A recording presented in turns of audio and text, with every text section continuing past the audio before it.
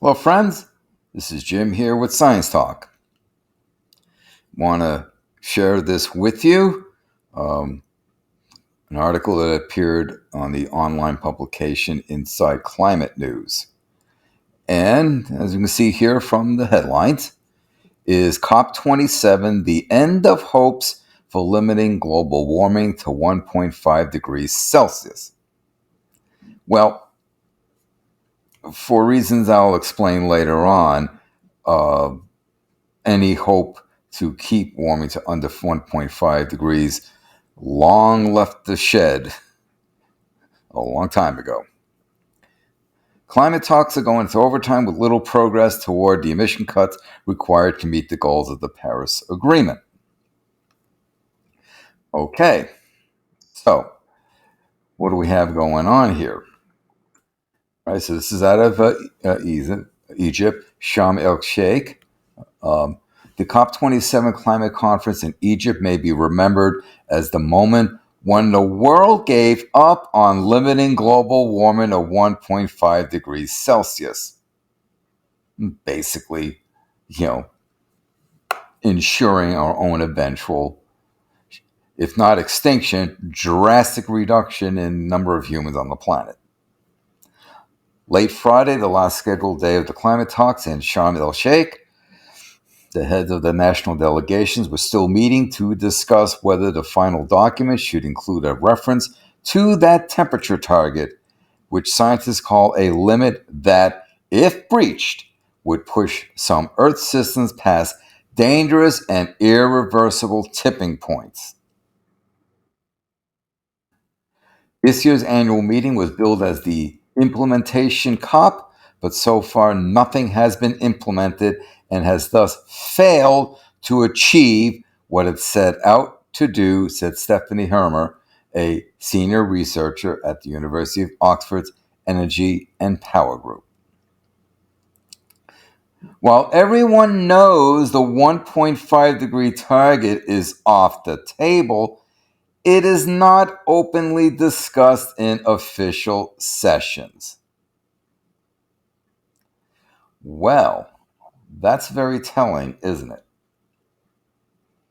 Because you cannot argue with physics.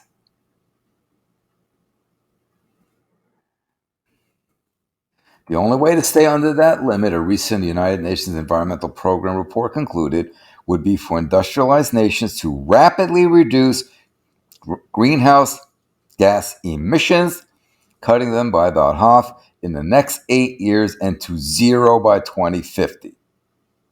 But nothing that happened at this year's 2-week conference has increased the likelihood that will happen. Well, it's already too late.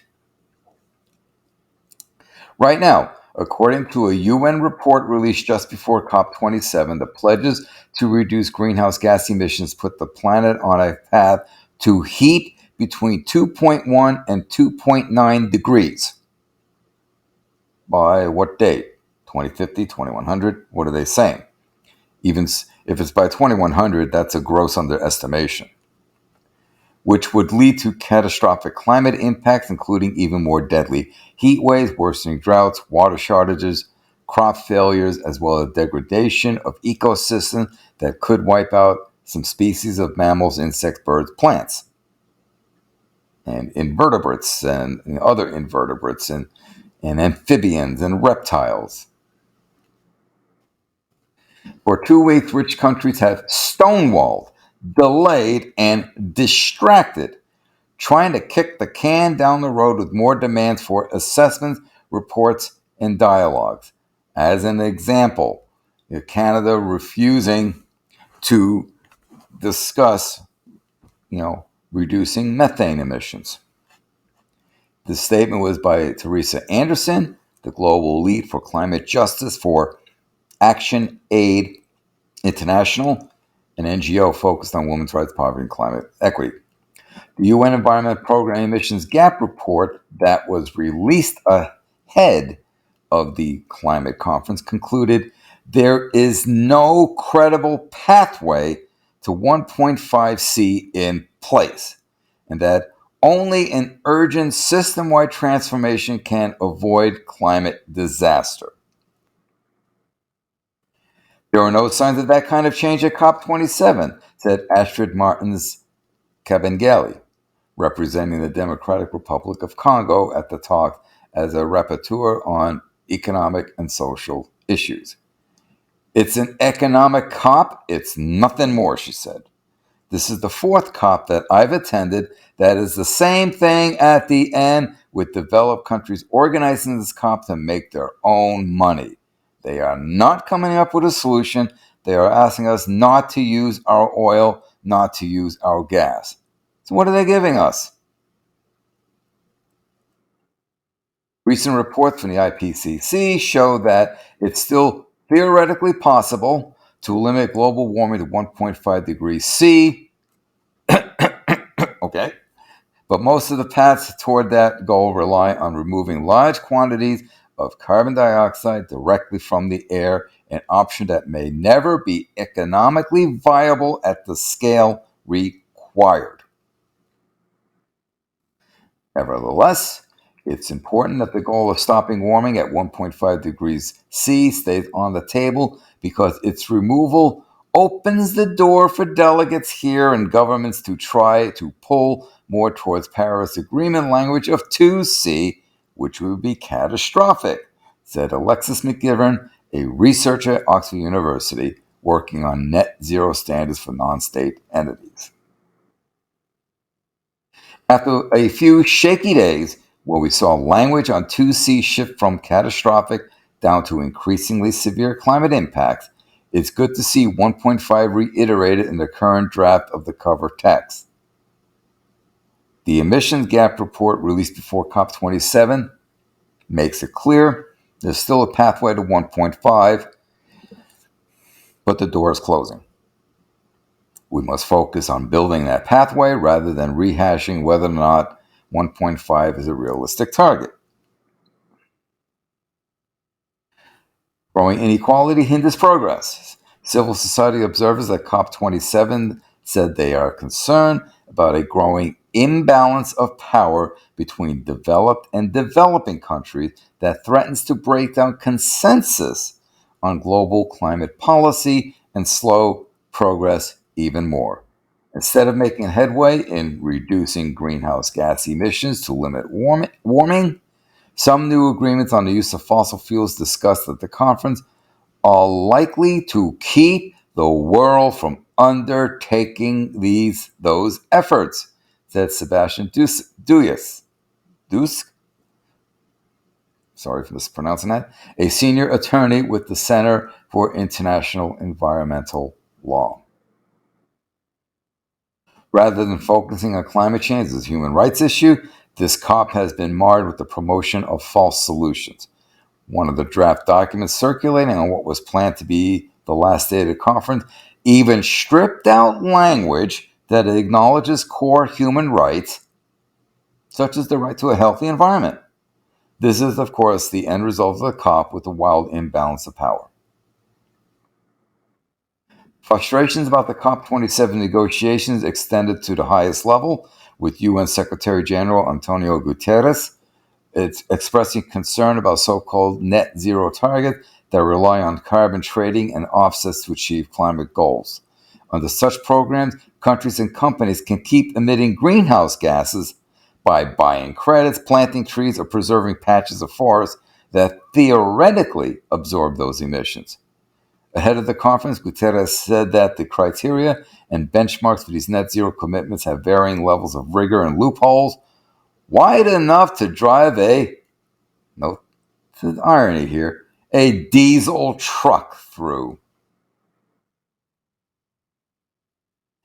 That shows that the fossil fuel industry is still driving the climate change train, said Brian O'Callaghan, lead researcher at Oxford University Economic Recovery Project.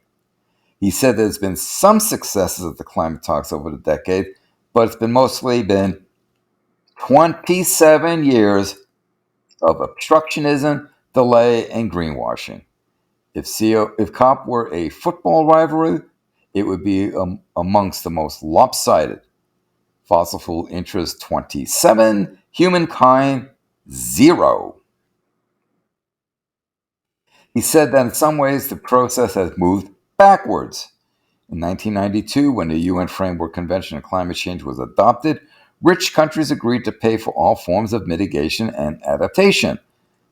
Today, developed countries do all they can to avoid that promise. The multilateral system is based on trust, and every year developed countries are eroding that trust. And even though developing countries are eager to decarbonize, they are hamstrung by a lack of money. Unfortunately, we have seen little change here in Sharm el Sheikh. Current plans to decarbonize the world's economies by 2050 rely heavily on carbon offset and trading programs, but Guterres said there must be zero tolerance for net zero greenwashing. The pledges must be aligned with scientific scenarios of limiting warming, and they should cover all types of greenhouse gas emissions: CO2, CH4, N2O, and H2O. Water vapor is a greenhouse gas. Let's tell it like it is, he said. Using bogus net zero pledges to cover up massive fossil fuel expansion is reprehensible. It is rank deception. This toxic cover up could push our world over the climate cliff. The sham must end. Okay, now earlier, they talk about dangerous and irreversible tipping points. Humans have already locked in a minimum of 5C warming by 2100. The models I've seen from non-IPCC research, from not using, I should say, the RCP, representative concentration pathways methodology, which is based on erroneous assumptions. It's based on mitigation methods would actually be implemented, and they would actually be reducing things, reducing carbon, for example. But as we're seeing here, they're not being implemented. There's no push to even develop mitigation. So those are erroneous assumptions. Therefore, the projections of the RCP IPCC models are erroneous. The one that does the best is the worst case scenario that they have, the 8.5 pathway, because that actually is reflecting the data, or comes close to it. You look at what the PIK group out of Potsdam, Germany are doing.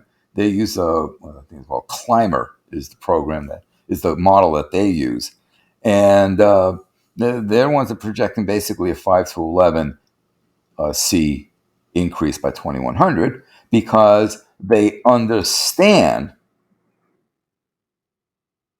There's some protesters there. They understand that what's happening now is not increasing linearly as IPCC still insists on doing, but that things are exponentiating, accelerating. And the various positive feedback loops, and there are many, many of them, and I've discussed some of them with you before. All the various feedback, they're all cumulatively rapidly increasing the warming. And let's not forget the big old elephant in the room: ocean heat content. Close to 250 zettajoules are now stored in the ocean. People liken it to a battery, waiting to discharge. I think of it more as a capacitor holding the charge that will go bang and discharge it. But whatever metaphor one wishes to use, there is a boatload of heat energy in the ocean, and with sequestration to depth rapidly slowing down,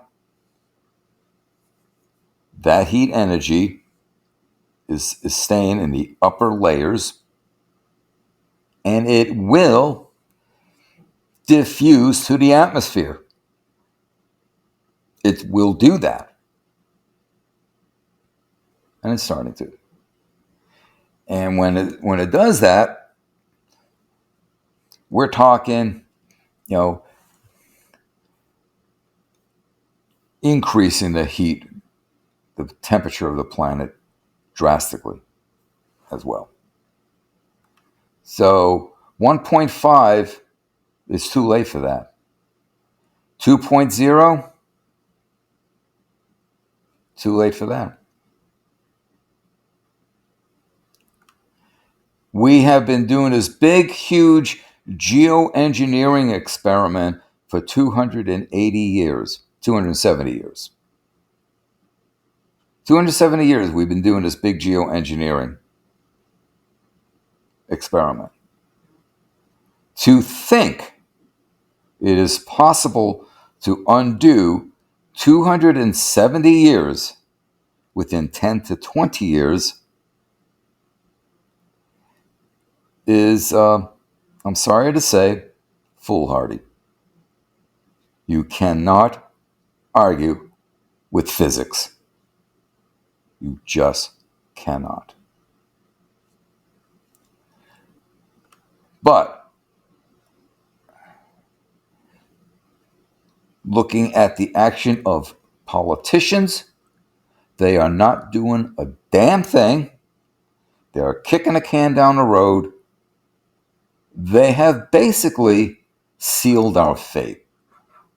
All our fates. They've sealed it.